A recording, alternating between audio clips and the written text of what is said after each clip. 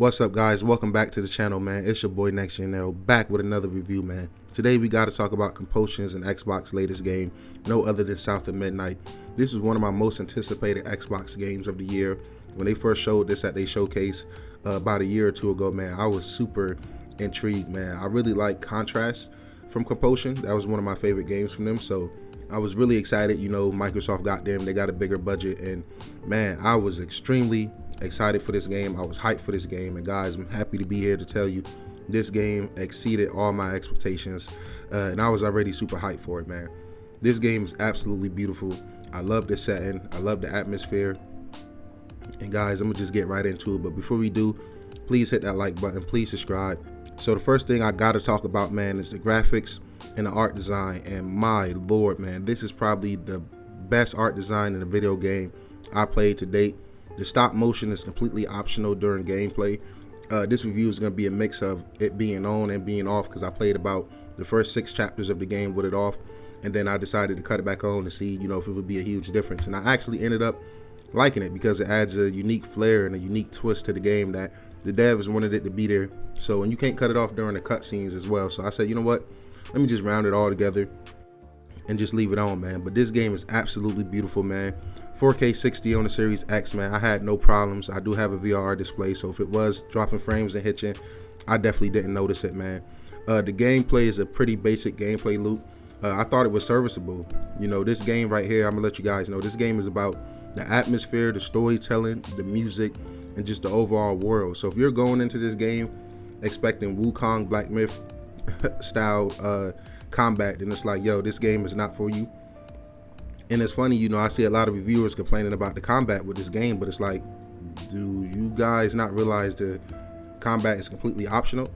You can legit go to the settings and choose to skip boss fights. So, I mean, you know, if you're gonna complain about the combat, just don't take place in it, because the combat wasn't the focus of this game. So, you know, set your expectations realistically. But the combat to me was serviceable. I played on normal. It was definitely difficult at times. You know, you gotta dodge. I was getting hit. I actually died way more times in this game than I initially thought I would first loading it up. I'm not gonna show none of the boss fights, I don't want to spoil it. And most of the footage from, you know, you're gonna see in this review is really from early game or just me exploring. I don't want to show any of the boss fights, because I honestly think the boss fights was very well designed and very well done. The gameplay got a fun loop, man. I love the traversing. I think Xbox need to double down on platformers. You know, ever since I beat Astrobot to start this year, I've been in a heavy platforming mood, you know. And, you know, Nintendo is the home of the platformers. I respect that. You know, Switch, they got their own situation going on. I know you guys seen that news, so that's a topic for another video. But what I will say is, I don't think it's cool only getting 1 or 2 platformers a generation from Xbox or PlayStation. You know, we think about platformers for PlayStation this generation, it's really Astrobot. You know, I might be missing 1 or 2, but I can't think of them right now. And I'm talking about first party games, by the way, guys. And for Xbox, you got Psychonauts 2. You had Hi-Fi Rush, and now you got South of Midnight. I love this. Please keep this coming, because coming off of playing and beating Assassin's Creed, this is just the type of game I needed, guys. It's short, sweet, straight to the point. And like I said, man, this art design is by far one of my favorites, man.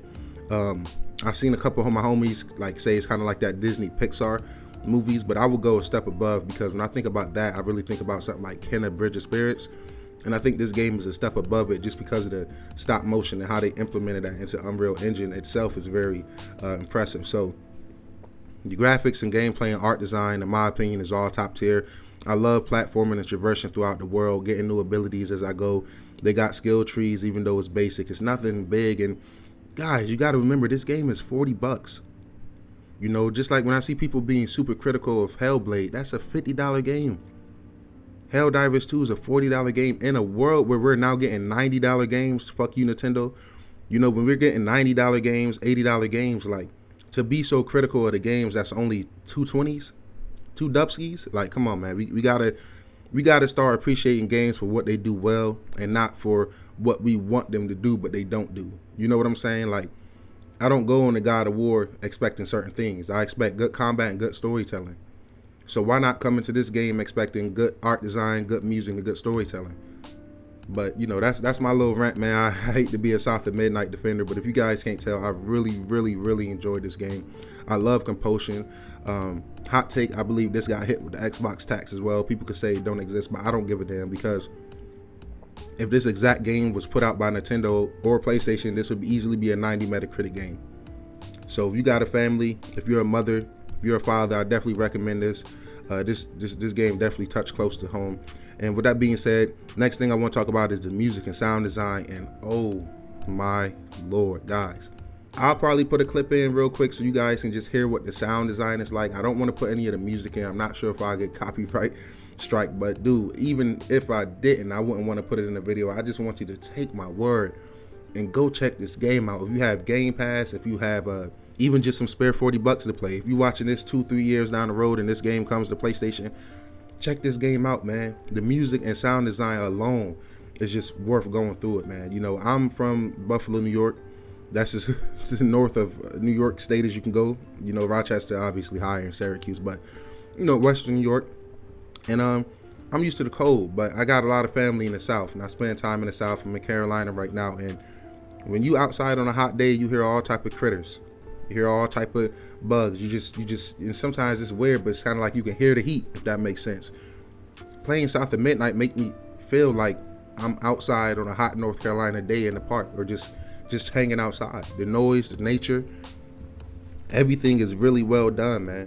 The music is fantastic. I actually went to Apple Music, guys, and downloaded the music album for the game, and it's that good. The only other album I have done that for game-wise is Avowed, and also Death Stranding.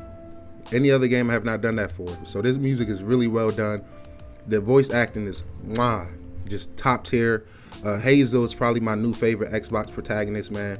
Right up there with the faces. You know, the Master Chiefs of the world, the Marcus Phoenixes of the world, the Sinuas, the Chais. You know, she's that good. And I hope that Xbox continues to double down and invest in these just AA games or AA studios. You know, not everything need to be a huge AAA $250 million budget game, man. I think AA smaller games like this is needed. I almost sat through this game in one session.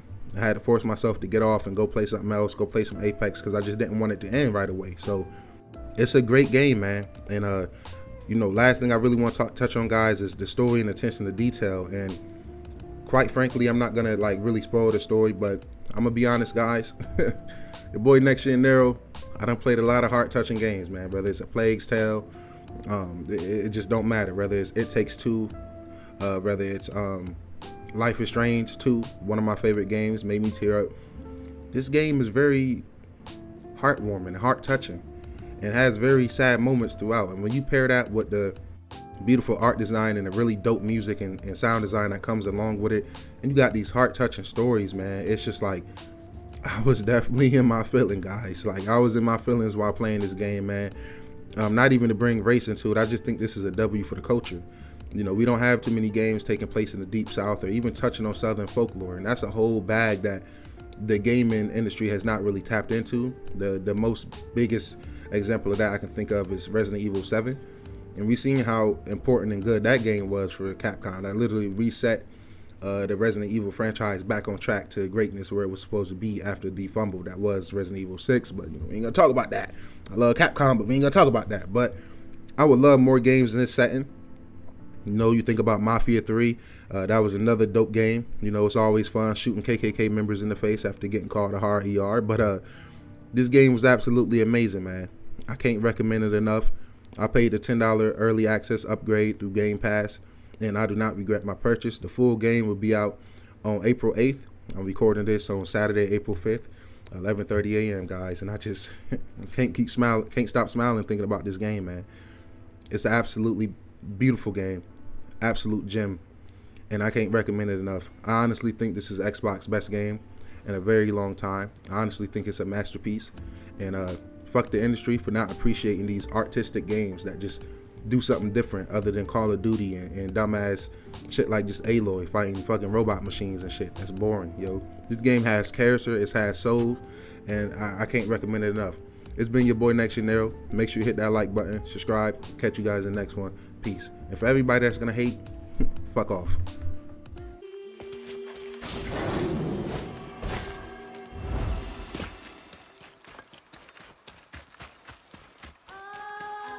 Gotta move quickly now.